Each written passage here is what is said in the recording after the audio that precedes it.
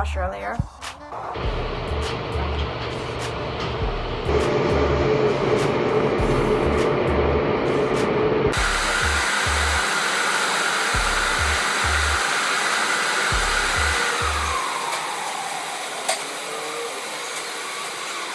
Now look at my car, it is all clean.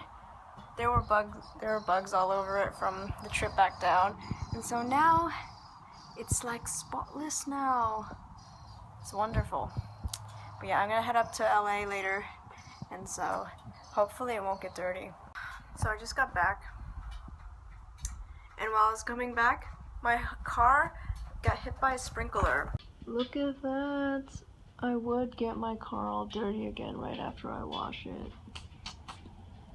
That's how traumatic my life is right now. So I'm gonna wipe it up before it dries and leave spots everywhere.